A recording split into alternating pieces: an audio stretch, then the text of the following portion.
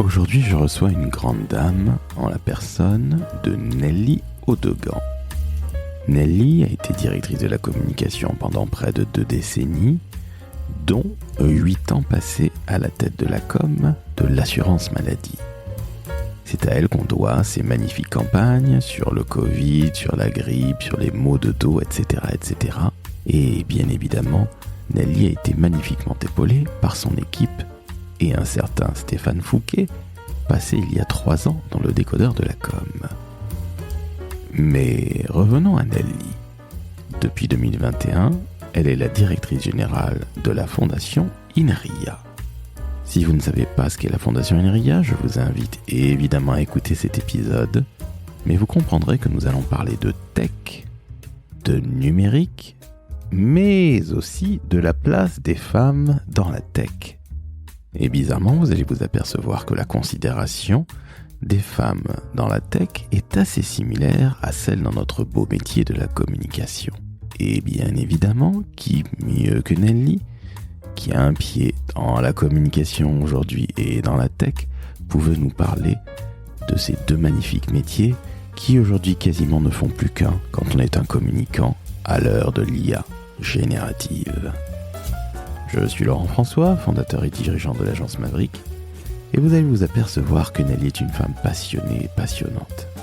Une directrice générale, anciennement DIRCOM, reste toujours quelque part au fond de son cœur et de sa raison une DIRCOM, et vous allez encore une fois bénéficier d'une magnifique masterclass, car vous le savez, les métiers de la communication sont très branchés tech depuis une 20aine d'années, et je vous l'avoue, j'en suis absolument ravi.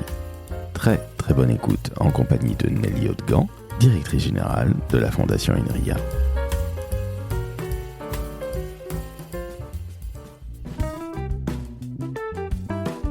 Le décodeur de la communication, un podcast de l'agence Maverick. Salut Nelly. Bonjour Laurent. Comment ça va ? Écoute, très bien, ravi d'être ici. C'est moi qui devrais être ravi d'être ici. Alors on est à l'INRIA, on est exactement à la Fondation INRIA. Tu vas nous dire ce que tu fais, qui tu es, parce que tu es une communicante et tu seras toujours une communicante.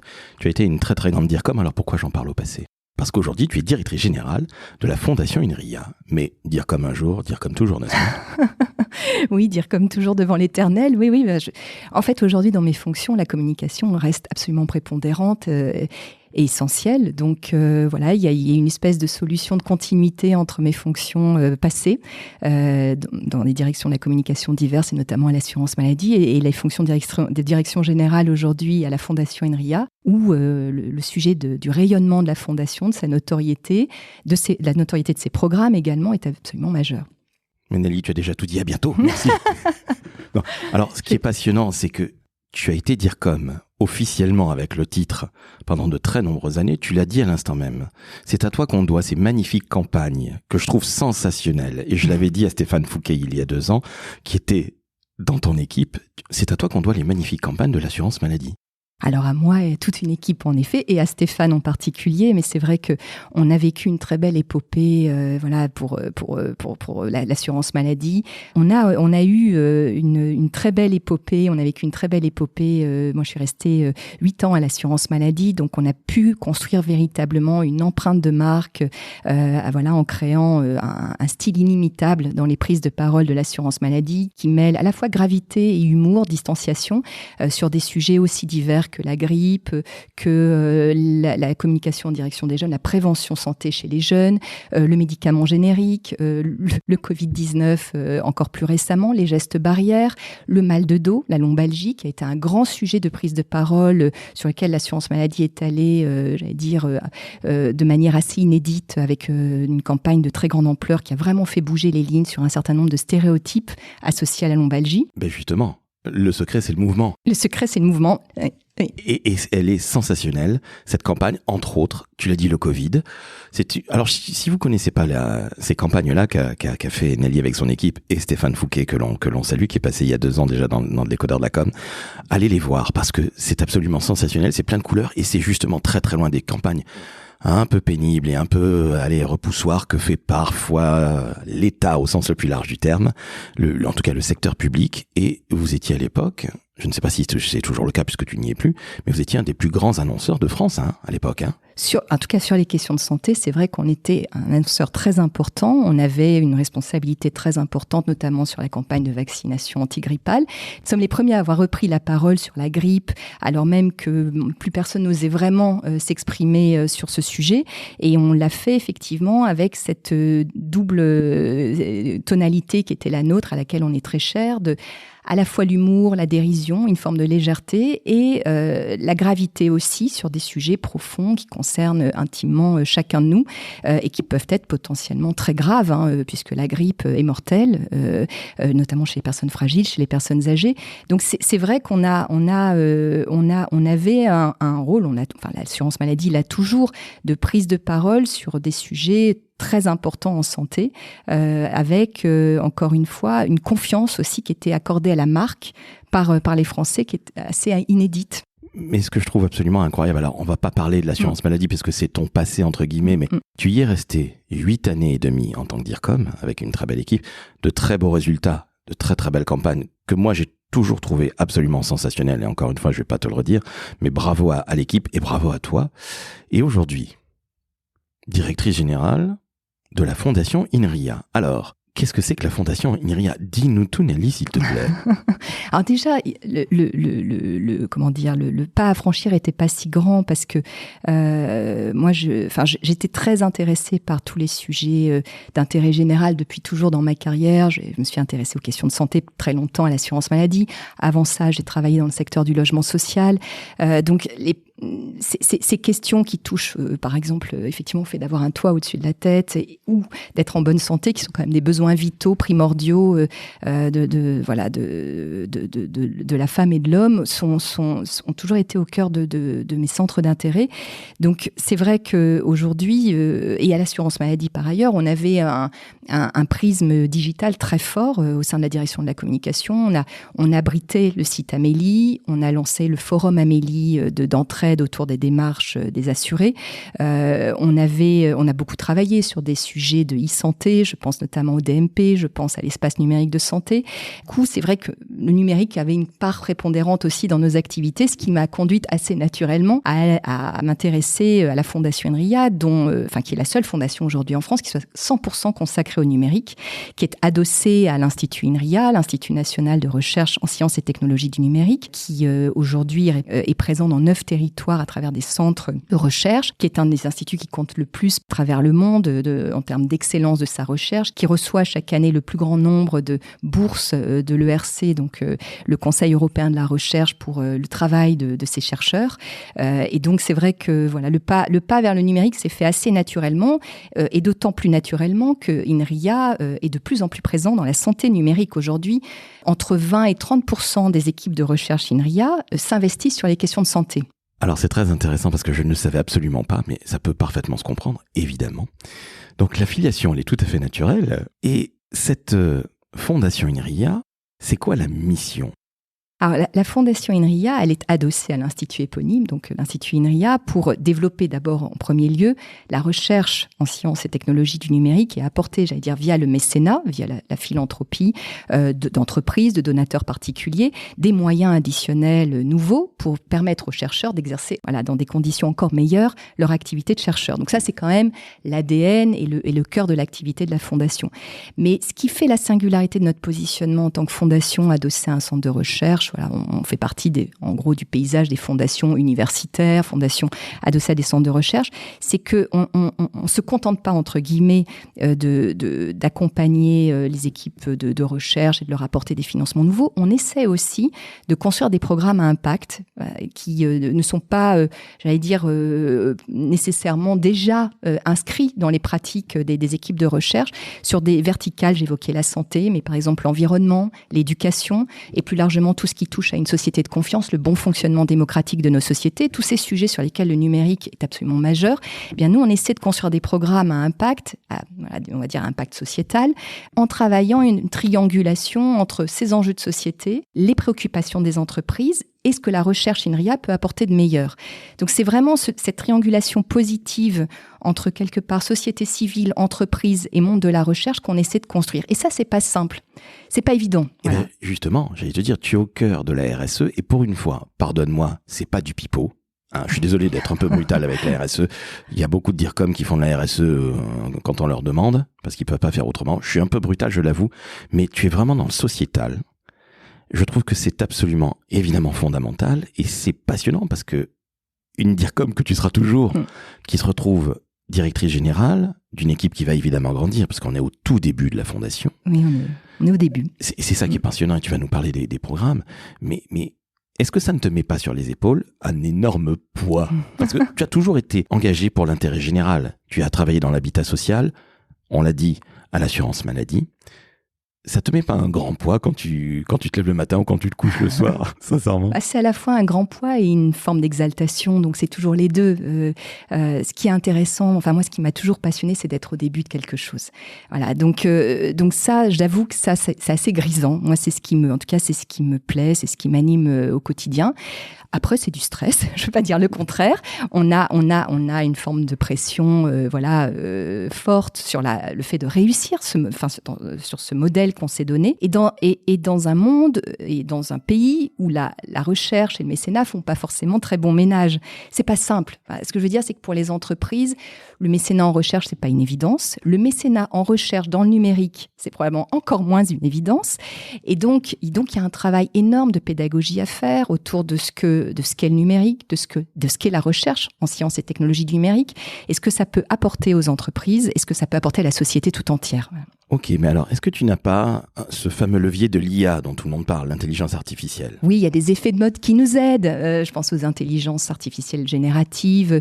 On a des chercheurs aujourd'hui qui sont hyper sollicités sur ces questions, qui sont hyper sollicités par les médias, par les entreprises qui donnent des conférences partout, parce que, évidemment, c'est un sujet qui a fait irruption, notamment dans la vie interne des entreprises. Les entreprises ne savent pas comment gérer sur le plan managérial des pratiques de braconnage en leur sein, c'est-à-dire de salariés qui utilisent les IA génératives j'allais dire des outils personnels, sans que l'entreprise régule du tout ces pratiques. Donc, le premier réflexe, c'est de tout fermer. Et puis après, on se pose la question de comment on fait. Voilà. Il y a évidemment toute la question des déplacements d'activité, des changements de métier dans les entreprises. D'ailleurs, avec un vrai renouveau de ces problématiques, puisque avant, on s'interrogeait sur l'impact de l'IA sur les métiers de l'industrie. Aujourd'hui, les métiers créatifs, les nôtres, les métiers de la communication, du marketing, les industries créatives et culturelles sont particulièrement impactés par les IA génératives. Donc tous ces sujets, en effet, que je qualifierais de sujets à la mode, en tout cas dans l'air du temps, nous aident probablement à émerger et à mieux faire comprendre ce qu'on peut apporter aux entreprises, qu'on peut apporter comme réponse, et j'allais dire dans un dialogue avec les sciences humaines, parce que ce qui est aussi très important pour la Fondation et pour INRIA de manière générale, c'est le dialogue entre les sciences et technologies du numérique et les sciences humaines sur les IA génératives, l'apport des linguistes, l'apport des sociologues du travail notamment, sont absolument fondamentaux. Donc c'est vraiment une interdisciplinarité qu'on veut aussi favoriser et un dialogue entre les disciplines. À titre personnel, dans nos métiers de la communication, est-ce que tu as peur de l'IA ? Personnellement, je trouve que c'est sensationnel, que c'est un magnifique assistant qui va nous faire gagner énormément de temps. Après, c'est comme tout, faut pas non plus en abuser. Mais qu'est-ce que tu en penses, toi, perso ? Moi, j'aurais tendance à élargir la question. Elle est parfaitement légitime, cette question. La question de la peur de l'IA, je dirais la peur du numérique de manière générale. Et tout notre sujet à nous, Fondation INRIA, c'est de ne pas avoir une vision angélique du numérique. Et ça, c'est vraiment essentiel de le dire. On n'a pas de vision technocentrée, absolutiste. Bien au contraire, on prône un usage raisonné du numérique, un usage à escient. Et on s'applique d'ailleurs à nous-mêmes, au sein d'INRIA, au sein de la Fondation, une réflexion sur les impacts péjoratifs du numérique en termes environnementaux, en termes d'aliénation mentale, en termes d'addiction, en termes de protection des données, de la vie personnelle, des libertés individuelles. Enfin, il y a toute une série d'impacts dont on ne peut nier qu'ils soient potentiellement, voire réellement très négatifs. Donc aujourd'hui, notre position, c'est une position véritablement de responsabilité et d'engagement. C'est-à-dire qu'on prône un numérique qui soit responsable et engagé, c'est-à-dire responsable qui déjà s'interroge sur ses propres impacts et vise à les limiter. Voilà, donc ça, c'est un vrai gros sujet pour les chercheurs d'INRIA. Et puis, un numérique engagé, c'est-à-dire qui utilise le numérique justement pour chercher des impacts positifs, des impacts sociétaux positifs qui augmentent l'homme, même si j'aime pas trop l'expression, mais en tout cas qui soient positifs pour l'homme, pour la société et la planète. Voilà, pour le dire très vite. Par exemple, l'environnemental, la pollution numérique, on n'en parle pas trop, mais ça monte, exactement. Exactement, c'est un sujet qui monte en tendance. Moi, je suis tout à fait d'accord que le numérique, c'est fantastique, évidemment. Ce métier de la communication, il est numérique et le podcast est évidemment numérique. Mais on pollue. Tu l'as très justement dit. C'est en train de monter.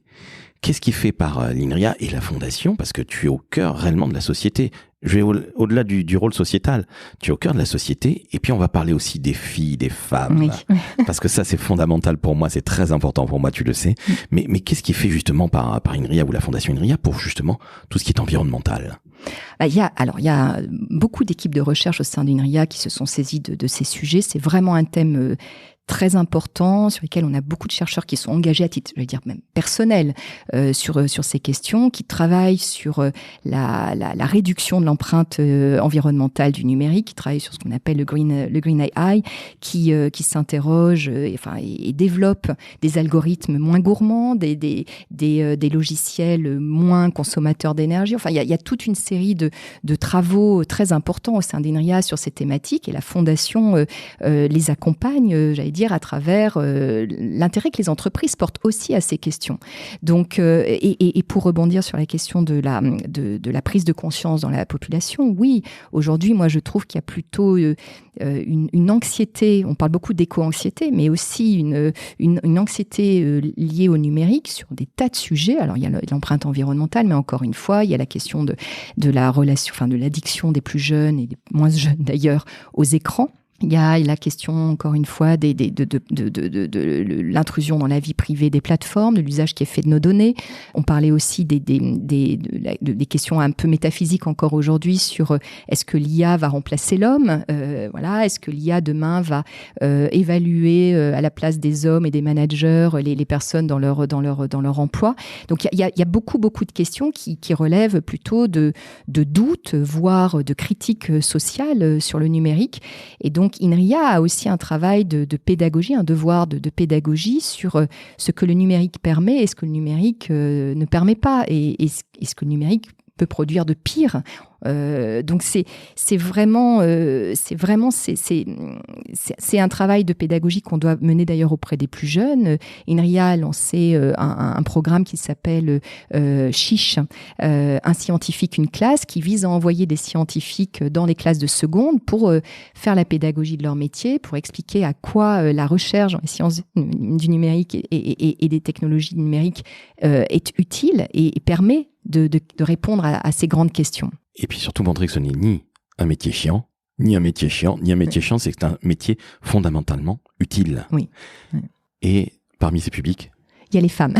Et ben voilà. Oui, il y a les femmes. Et tu es d'accord avec moi, Nelly, ce métier de la communication, que tu vas toujours pratiquer jusqu'à ta retraite, si je puis dire, et tu seras toujours une communicante, et une très grande communicante, sachez-le, chères auditrices et auditeurs. Mais tu es d'accord que notre métier de la com, c'est un métier majoritairement féminin. Les effectifs, du moins, 60 à 75%, et bon, ça dépend, mais en tout cas, c'est majoritairement féminin. Les métiers de la tech, de manière générale, sont très, très masculins. On peut faire une sorte de parallèle négatif entre les métiers de la com, les métiers de la tech, et bizarrement, ces deux lignes parallèles se retrouvent sur, quelque part, allez, je vais peut-être employer un mot un peu dur, mais peut-être un peu le manque de considération des femmes. Les DIRCOM sont souvent des messieurs. Dans la tech, on a bien compris que les femmes n'étaient pas nécessairement à la tête des entreprises, etc. Et qu'il y avait aussi pas mal de machisme un peu bébête et un peu crétin. La Fondation INRIA va s'investir sur le sujet avec les filles dans la tech. Je l'attends avec grand intérêt parce que je suis papa d'une petite fille et puis bon, j'ai aussi mes propres convictions personnelles vis-à-vis de la place de la femme dans la société d'une manière générale. Qu'est-ce qui va être fait? Parlons de tout ça parce que je sais que ça t'anime, tu l'as chevillé au corps et au cœur.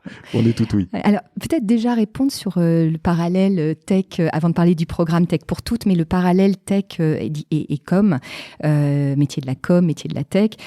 Moi, je pense que tout ça procède effectivement ça remonte très loin, ça remonte au biberon, à la petite enfance, mais effectivement, c'est une éducation genrée qu'on reçoit, filles et garçons, qui vont nous amener plutôt vers des métiers, qui sont des métiers de saltimbanque, de créatifs, de littéraires, de raconteurs d'histoires, qui sont les métiers de la com, et puis inversement, qui vont nous amener, si on est des garçons, vers des métiers des mathématiques, des sciences dures, pas molles, je précise, et parce que effectivement, on le sait très bien, très jeune, dès le primaire, les garçons vont être plus encouragés à embrasser des disciplines plutôt scientifiques. Les filles vont être davantage, peut-être pas dissuadées, mais davantage encouragées à aller vers les disciplines artistiques, les disciplines littéraires. Donc il y a une forme de dichotomie qui s'opère finalement assez jeune, qui n'est pas questionnée, qui n'est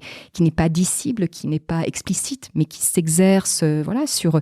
je parle même pas des jouets genrés, bref, les filles vont jouer à l'infirmière, vont jouer à la dinette, donc il y a toute une série de facteurs qui sont strictement culturels, qui sont le produit de notre environnement, de notre éducation, de plusieurs cercles concentriques de socialisation. Ça commence dans la famille, ça se poursuit à l'école, ça se poursuit avec les copains, les copines, et puis ensuite dans l'entreprise. Donc il y a effectivement une forme de déterminisme, il n'y a pas d'autre terme, qui explique que les filles se dirigent plus massivement vers les métiers du care, vers les métiers de la communication, et les garçons davantage vers des métiers qui sont considérés comme des métiers de geek, des métiers réservés aux garçons. Alors on a l'image pour la tech de garçons gamers, geeks. La tech, c'est pas que ça. Mais c'est cette image qui prévaut aujourd'hui dans la société, qui est éminemment genrée. Voilà, on sait qu'il y a une image sexuée des métiers. Donc, les métiers de la com, c'est les métiers féminins. Les métiers de la tech, c'est les métiers masculins. Et c'est tautologique. C'est-à-dire que ça autorise les processus d'identification à se reproduire de génération en génération sans que rien ne change. Donc ça, c'est une première réponse. Et puis ce que tu décrivais sur les hommes au pouvoir, les hommes dans les comités de direction, ça, c'est tout simplement le phénomène du plafond de verre, et je pense qu'on l'a dans tous les métiers. C'est un phénomène qui dépasse la com, qu'on retrouve partout. Tous les codires auxquels j'ai pu participer au cours de ma carrière étaient essentiellement des codires d'hommes, et j'étais parfois un peu triste d'être la seule femme dans ces codires et de représenter la com. Et justement, comment est-ce que c'était pris? Est-ce que la com, c'était les 5 dernières minutes? Est-ce que c'était, entre guillemets, la récré ou la mi-temps? Ou est-ce que, justement, évidemment, cela dépend des entreprises où tu es passé, les structures. Et des patrons. Et des patrons, ok. Et comment c'était pris, au final? Dans ta carrière, c'est juste personnel? C'est très variable parce que c'est quand même très personne dépendant. On dit que le poisson pourrit par la tête, mais effectivement, c'est-à-dire que la manière dont le dirigeant s'empare des sujets de communication, la manière dont il les positionne dans l'organisation, dont il en fait ou pas une discipline stratégique, une discipline majeure, ça conditionne tout le reste, et ça conditionne aussi le comportement des collègues dans un codir, le regard qui est porté sur la com et la manière dont on utilise la com, bien ou mal. Alors justement, tu as eu une patronne, et quelle patronne, puisqu'elle a été la patronne des patrons. Laurence Parisot, puisque tu as été aussi DIRCOM de l'IFOP, oui. Donc de la recherche. Non. Les études et sondages. Pardonne-moi, justement, research. Pardon, c'est le côté marketing anglais. C'est là qu'on est victime de tout ça, pardon. Donc, des études. Comment Laurence considérait la communication? Parce qu'elle avait peut-être une équipe très mixte ou pas, je n'en sais strictement rien, mais ce que tu me dis de ton expérience, c'est que les codires étaient majoritairement masculins, peut-être que l'IFOP changeait ou pas, mais justement avoir une femme comme ça, et puis pardonne-moi l'expression, une sacrée nana, que j'apprécie beaucoup. Comment elle considérait la com, Laurence ? Comme comment dire, un enjeu absolument stratégique pour l'entreprise. Et je dois dire qu'au cours de ma carrière, j'ai souvent remarqué que les femmes dirigeantes accordaient un poids très important à la communication. À l'assurance maladie, j'ai été frappée de voir, parce qu'il y avait toute une génération de directrices d'organismes, CEPAM, direction régionale du service médical, qui étaient des femmes. Il y avait une féminisation croissante des équipes de direction et notamment des dirigeantes des organismes locaux. Et j'ai été frappée de voir qu'elles étaient particulièrement attentives à la place de la communication au sein de leur organisme. Et c'était le cas de Laurence Parisot, qui accordait une importance capitale à la communication au sein de l'IFOP. Comment tu expliques ça ? Alors, tu as donné un élément de réponse, oui. Une forme de sensibilité peut-être particulière des femmes par leur éducation à ces questions-là, probablement. Je pense qu'effectivement, il y a quelque chose de cet ordre-là. Une capacité à se projeter peut-être davantage sur l'importance de mettre en récit leur entreprise, d'accorder aussi la raison d'être et la raison de faire. De faire en sorte, effectivement, au-delà du savoir-faire de l'entreprise, de faire savoir ce que fait l'entreprise. Une attention aussi portée vers l'interne qui est très forte. C'est vrai que j'ai rencontré beaucoup de femmes dirigeantes qui étaient particulièrement attentives à la manière de mobiliser leurs équipes, de co-construire les projets stratégiques de leur entreprise. Et pour cela, la com est un ingrédient absolument fondamental. Donc, je pense qu'effectivement, il y a une sensibilité qui est probablement plus forte, mais que j'explique en effet par cette éducation longue à la communication et au fait que la communication a des effets de réel. C'est-à-dire que la communication est un outil au service de la stratégie de l'entreprise et de son impact, aussi bien auprès de ses publics internes que de ses publics externes, de ses clients, de ses assurés quand il s'agit de l'assurance maladie. Ça, je pense qu'effectivement, je l'ai beaucoup retrouvé. Je ne dis pas que les hommes en sont dépourvus, mais je l'ai retrouvé beaucoup avec des femmes dirigeantes qui avaient une sensibilité particulièrement marquée, qui, lorsqu'elles prenaient leurs fonctions, très rapidement constituaient des équipes de com professionnelles, en tout cas s'évertuaient à professionnaliser leurs équipes de com et à staffer effectivement la direction de la com qu'elles trouvaient en arrivant dans leur organisme. Et qui ne soit pas une sorte de parent pauvre pour organiser des événements sympas et faire de jolies affiches avec du bleu, du rouge, du vert. Bref, un vrai métier. Oui, un vrai métier. Justement, en tant que DIRCOM que tu seras toujours, excuse-moi de dire ça pour la deuxième fois déjà, mais je trouve ça super intéressant. Ton évolution est très intéressante parce que il y a des gens qui se disent la communication, je vais faire toute ma carrière. Et puis non, en fait, on peut être directrice générale d'une fondation ou d'une entreprise, d'ailleurs, peu importe, ou d'une structure publique, qu'importe. Mais je pense que la communication mène à tout. Justement, quand on maîtrise bien les codes, c'est de la réflexion, c'est pas simplement du rouge, du bleu, du vert ou un café sympa ou ci ou ça. Justement, comment tu peux faire le parallèle avec les métiers de la tech? Parce que l'idée, à un moment ou à un autre, la tech ne va pas rester qu'entre garçons. C'est pas possible. Sinon, ça n'a globalement aucune espèce d'intérêt. C'est même dangereux. Exactement. Si on pense aux impacts notamment des algorithmes, des IA, aujourd'hui on a un vrai sujet, c'est qu'on a des hommes qui parlent à des hommes, on a des hommes qui fabriquent effectivement un monde d'hommes, parce que les IA, c'est rien d'autre que effectivement des hommes qui sont derrière les machines, et donc ça peut être potentiellement dangereux, effectivement. Très clairement. À la Fondation, il y a Tech pour toutes. Parle-nous-en plus amplement de ce programme, parce que ça va être ce qui va t'amener, ce qui va t'animer, qui va te mettre de la pression et qui va être aussi ce qui va animer tes journées ainsi que celles de ton équipe. Parle-nous de ce programme parce que pour moi il est fondamental. Je ne veux pas d'un monde, je le dis très clairement, où il n'y ait que des mecs dans la tech, que des geeks, où je suis désolé de faire dans les clichés, les caricatures à 2 €, mais malgré tout je ne veux pas de ça. Parce que je pense que notre monde n'est pas fait que par les mecs et pour les hommes. Ça n'a aucune espèce d'intérêt. Et puis je rappelle juste au passage que les entreprises dirigées par des femmes, je suis moi-même entrepreneur depuis 13 ans, les entreprises dirigées par des femmes marchent mieux que celles dirigées par des hommes. Donc je pense que le monde irait quelque part un tout petit peu mieux s'il y avait plus de femmes et qu'elle pétait le plafond de verre. Mais là, justement, allez, on fait venir les filles à la tech. Qu'est-ce qu'on fait là ? Il faut que tu nous dises tout là, parce que là... Alors, le programme Tech pour toutes s'attaque à une partie du problème. On réglera pas tout parce que l'absence tragique des femmes dans les métiers de la tech, elle est multifactorielle. Elle est d'origine multifactorielle. On a vraiment un sujet systémique, comme je disais, qui se noue au plus jeune âge, qui fait que les filles s'interdisent assez rapidement d'aller vers... D'ailleurs, l'écartent complètement de leur champ visuel, j'allais dire, de leur champ d'intérêt, et donc s'interdisent d'aller vers le numérique, ou plutôt la société leur interdit d'y aller. C'est une forme de censure dont elles n'ont pas conscience, et donc on a un vrai sujet de... Tu as un problème? Non, je trouve ça très intéressant parce que tu me dis, j'étais interloqué, sachez-le, chers auditrices et auditeurs, vous n'avez pas l'image. Mais j'étais très interloqué quand tu me dis la société leur interdit et inconsciemment elles s'interdisent elles-mêmes d'aller vers ces métiers de la tech. J'ai bien compris une sorte de déterminisme, tu emploies ce terme-là qui est absolument abominable, surtout dans ce cas-là. Mais comment tu l'expliques ? Encore une fois, c'est l'effet cumulé de l'éducation, de l'ignorance de ces métiers aussi dans les sphères familiales, de l'ignorance de ces métiers par les professeurs principaux, conseillers d'orientation au lycée au moment du choix des spécialités, notamment en seconde.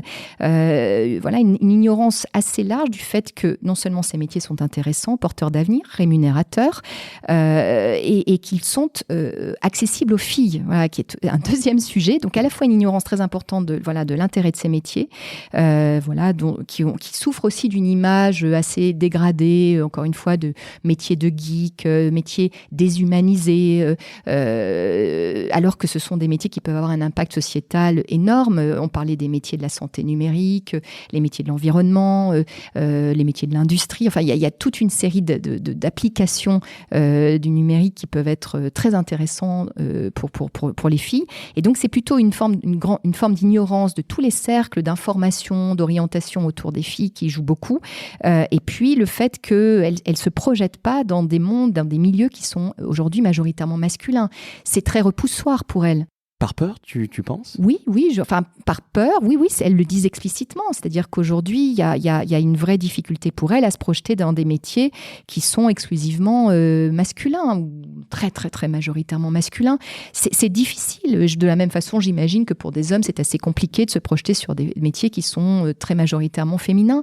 Donc, voilà, il y a un vrai sujet de réassurance à faire, d'encouragement, de sensibilisation à faire autour des métiers en direction de ces filles pour les convaincre. Et pour ça, notamment, le programme Tech pour toutes, qui est aujourd'hui un programme parmi d'autres, mais qui est un programme de grande ampleur, puisqu'il vise à accompagner vraiment sur toute la durée des études du supérieur dans le numérique les jeunes filles qui auront fait le choix de ces formations, mais qui, au-delà de cet accompagnement prodigué dans le supérieur, dans les études supérieures, va aussi accompagner les filles au lycée, dès la seconde, dès le fameux choix stratégique des spécialités qui est très décisif, très dirimant pour la suite, de vraiment leur apporter un conseil, un accompagnement pour penser leur orientation et lever ces interdits, ces tabous qu'elles ont assez naturellement sur ces métiers.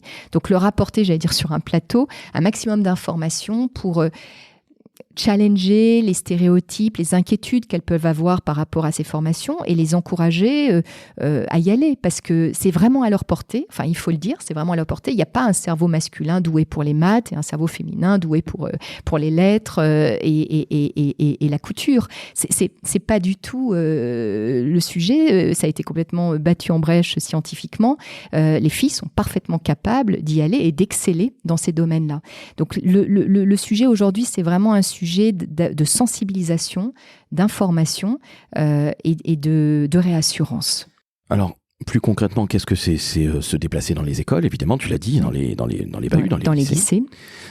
Les accompagner très, très, très régulièrement. C'est quoi c'est ce qu'on appelle les rôles modèles, c'est-à-dire pouvoir effectivement les mettre en relation avec des filles à peine plus âgées qu'elles, par exemple, notamment des étudiantes. On sait à quel point ça peut être décisif dans ces processus de réflexion et de projection sur l'avenir qu'on a formation.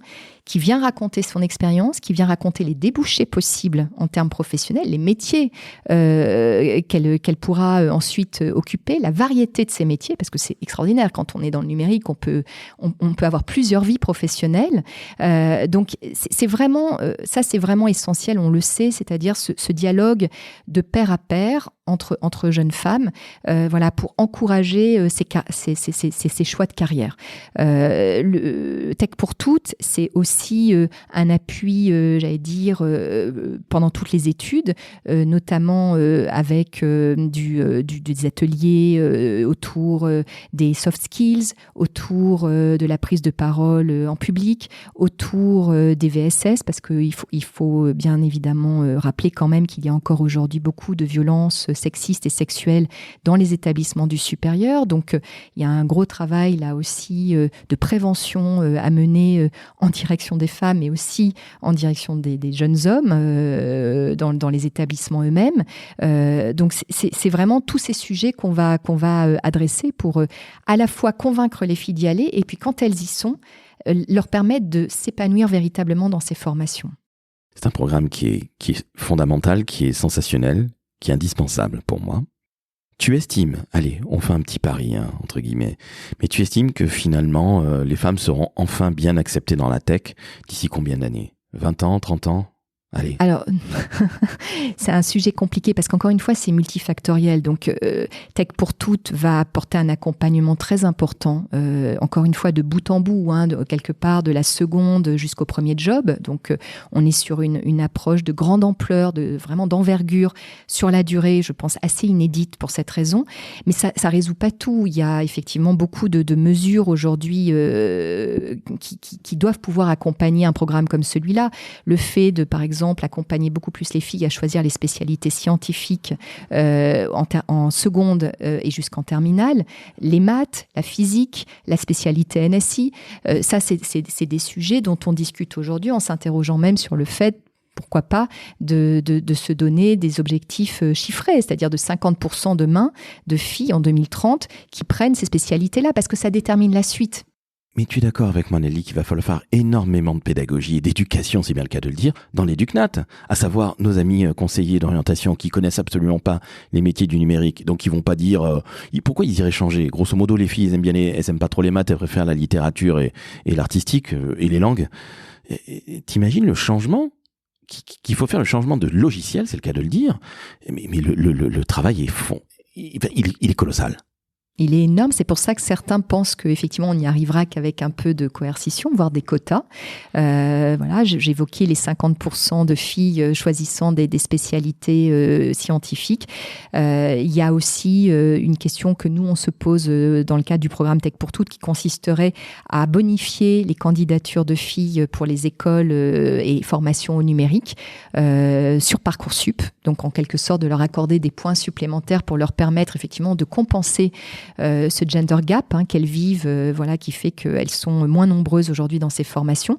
Donc ça, c'est des mesures qui nécessitent de passer par la loi, qui permettrait d'avoir des effets beaucoup plus rapides que le travail aujourd'hui fait par les associations sur le terrain. Parce que ce qui est paradoxal aujourd'hui et un peu déprimant pour tout dire, c'est qu'il y a énormément d'actions qui sont menées pour accompagner les filles vers les STEM. Parce que moi, mon sujet, c'est le numérique, mais plus largement, le sujet, c'est les sciences, les techniques, les mathématiques. Enfin, c'est toutes les disciplines scientifiques qui sont désertées aujourd'hui par les filles. Et donc, la question, c'est vraiment de pouvoir les accompagner beaucoup plus massivement. Et là, on a un vrai sujet qui est que sans la loi, sans la coercition, sans des objectifs quantifiés, on risque effectivement d'y passer des années, parce que malgré tout le travail des associations, on voit que les lignes ne bougent pas. Les lignes ne bougent en France, tu le sais aussi bien que moi, que lorsque le législateur, c'est-à-dire l'État, décide de mettre en place des quotas. Regarde, pour les personnes en situation de handicap, des choses que je connais bien. Regarde, donc 6% de travailleurs handicapés dans les boîtes de plus de 20 personnes, je le rappelle, au cas où. La loi, grâce au président Chirac, février 2005, la loi sur les quotas dans les COMEX, 40% de femmes. Donc en effet, je crois que tu as tout à fait raison. Je sais pas si c'est heureux ou malheureux, mais en tout cas, ça ne bougera qu'à partir du moment où l'État va faire quelque chose. Le pouvoir public va faire quelque chose. Et il est temps qu'il le fasse. Après, je suis tout à fait d'accord avec ça. Après, au niveau de Tech pour Toutes, on a quand même un certain nombre de convictions et de leviers d'action qui nous semblent très opérants. Je pense notamment à la refonte des contenus pédagogiques dans les formations du numérique. Je veux dire, démontrer que le numérique est un numérique à impact sociétal, que les formations peuvent mener vers des métiers qui sont véritablement utiles, encore une fois, pour l'homme, la société, la planète. Ça, c'est un élément de conviction important pour les filles et surdéterminant pour les jeunes filles. Donc, il y a un certain nombre d'écoles aujourd'hui qui ont fait ce pari-là et que ça marche. C'est-à-dire qu'elles ont 30 à 40% de filles dans leurs effectifs parce que elles ont verdi leurs enseignements, leurs formations, qu'elles s'intéressent aux impacts dans la santé. Voilà, on sait que les filles s'intéressent beaucoup à la santé. Et donc, il y a des moyens d'amener les filles vers ces formations. Je pense aussi, alors là, c'est la femme de com qui le restera toujours, comme tu le disais, mais je pense aussi qu'une grande campagne de communication autour des métiers du numérique, voilà, avec une large audience qui parle aussi bien aux filles qu'à leurs parents, qu'aux professeurs, à tous les acteurs de l'orientation, ça aurait un impact formidable. Aujourd'hui, on n'a jamais encore en France lancé de grandes campagnes qui vraiment, enfin, voilà, fassent masse, parce que je crois qu'il y a vraiment un sujet de masse critique. Il faut qu'on arrive à parler dans toutes les chaumières à toutes les jeunes filles et leur expliquer que ces métiers sont des métiers, encore une fois, intéressants, des métiers d'avenir et qu'elles ont la capacité d'y aller. Je vais revenir à la communication parce que au final, numérique et communication, c'est bonnet blanc et blanc bonnet aujourd'hui, depuis 25 ans ou 30 ans. Toi qui connais justement ces jeunes, filles ou garçons, tu es maman toi-même, quel conseil, Nelly, on revient à la com, quel conseil tu donnerais à un jeune ou d'ailleurs un moins jeune pour réussir dans la communication? Tu l'as chevillée au corps, la communication, tu l'as au cœur, c'est toi, tu la transpires quand on te voit. Tu la transpires, pardon, c'est pour te dire. Quel conseil tu donnes pour faire une carrière? Pardon d'employer un mot qui peut paraître un petit peu désuet, mais après tout, why not? Quel conseil tu donnes? Moi, je suis vraiment une femme du récit, une femme de l'écrit. Le conseil que je donnerais à des jeunes, c'est déjà de s'épanouir dans le fait de raconter des histoires. Je disais tout à l'heure, c'est un métier de raconteur d'histoire, mais je le crois fondamentalement. Moi, c'est ça qui m'a amenée à la communication. Et c'est la magie des mots, le pouvoir des mots sur les esprits, sur les salariés dans une entreprise, sur les clients et les parties prenantes de manière générale. Et donc, c'est, je pense vraiment de cultiver cet art qui est un véritable art, enfin, je trouve, au sens noble du terme, de raconteur d'histoire. Et c'est pas si fréquent. Enfin, je trouve, c'est-à-dire que c'est finalement une qualité rare dans les métiers de la communication. Donc, je pense que si on veut réussir, si on veut s'épanouir, si on veut faire la différence dans les métiers de la communication, il faut maîtriser cet art, oui, encore une fois, extraordinaire de raconter des histoires, de mettre une entreprise, son produit, son histoire en mots, M-O-T-S. Et c'est, enfin, à la fin des fins, c'est moi la manière que j'aurais de résumer le métier. C'est un métier d'artisan, c'est un métier de langue et de mots. Voilà. Et ça, moi, je l'ai exercé comme ça pendant toute ma carrière. Et donc, je pense qu'il ne faut pas y aller si on n'a pas ce plaisir des mots, cette ambition de donner du sens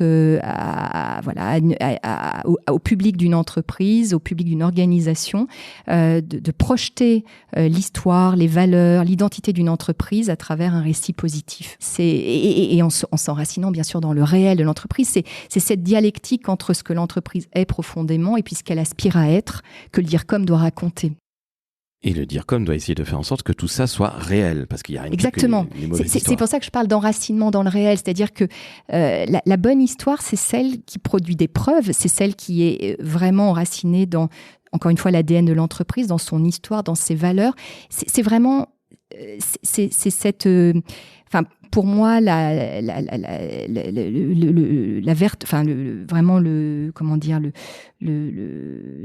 réussite d'une opération de communication, elle se juge dans la pertinence, dans le fait que ce soit juste. Voilà, je cherchais le terme.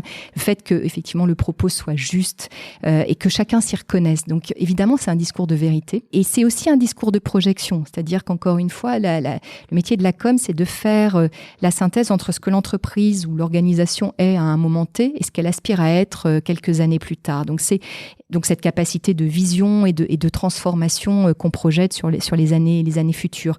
Et ça, il n'y a que le DIRCOM qui peut le faire dans une entreprise. Et c'est lui qui fait la synthèse de tous les métiers. Et est-ce qu'il n'y a pas aussi le DG, la direction générale? Tu en parlais tout à l'heure, avec une femme comme Laurence Parisot, et puis tu as aussi des patrons hommes. Si la direction générale n'y est pas, ou considère que c'est un peu une fonction saltimbanque, subalterne, on est d'accord que ça ne marchera jamais. Que ce sera que des histoires à 2 balles, à coucher dehors. Oui, ou une succession de coups de court terme qui, moi, m'intéressent pas, ils m'ont jamais intéressé. Alors, c'est une banalité affligeante de dire que le temps s'est éminemment accéléré, que les réseaux sociaux ont complètement désintermédié aussi le rôle des directions de la com avec des dirigeants qui se sont emparés des médias sociaux et fait parfois le travail du DIRCOM à la place du DIRCOM avec plus ou moins de talent. Donc, c'est vrai que tout ça chahute les directions de la communication, tout ça malmène le métier de DIRCOM qui doit se réinventer à l'aune de toutes ces modifications très substantielles de son environnement.